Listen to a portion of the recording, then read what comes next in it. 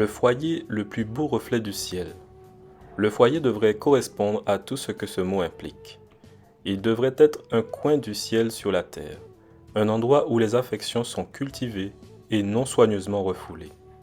Notre bonheur dépend de cette culture réciproque de l'amour, de la sympathie et de la vraie courtoisie. La plus belle illustration du ciel est un foyer dirigé par l'Esprit du Seigneur. Lorsque la volonté de Dieu s'accomplira, le mari et la femme auront du respect l'un pour l'autre et cultiveront l'amour et la confiance.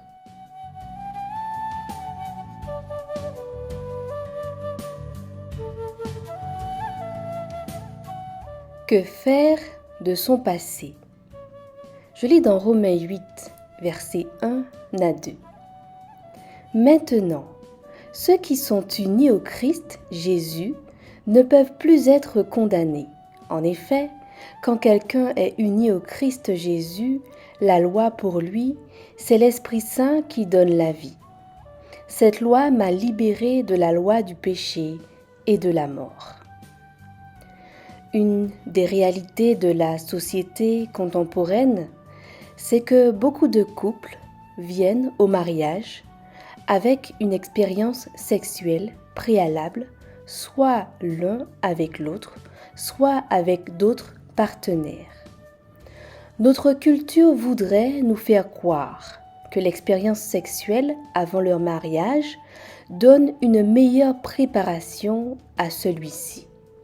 Néanmoins, les études sur la question ne viennent pas toujours confirmer cette opinion. De plus, l'expérience sexuelle antérieure peut constituer une barrière à l'accomplissement de l'intimité sexuelle dans le mariage. La réaction chrétienne à de telles barrières consiste à confier ces écarts et à s'accorder le pardon réciproque. Ces très beaux versets tirés de Romains 8 nous rappellent que rien n'est inaccessible à la grâce et au pardon de Dieu. Si vous êtes en Christ et si vous reconnaissez vos fautes, vous êtes pardonné et délivré du passé.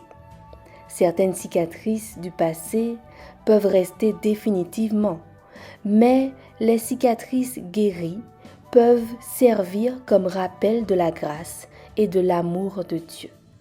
L'acceptation des cicatrices et le pardon mutuel sont une étape sur la voie de l'épanouissement sexuel réciproque.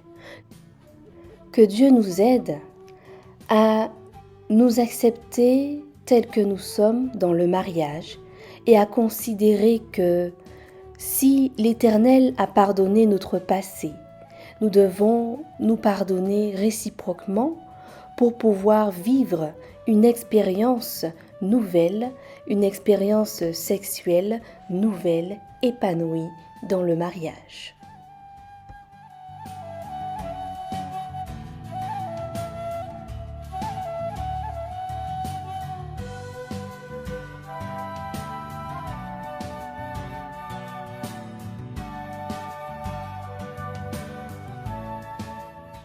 Marie, aimez vos femmes, comme Christ a aimé l'Église, et s'est livré lui-même pour elle, afin de la sanctifier par la parole, après l'avoir purifiée par le baptême d'eau, afin de faire paraître devant lui cette Église glorieuse, sans tache, ni ride, ni rien de semblable, mais sainte et irrépréhensible.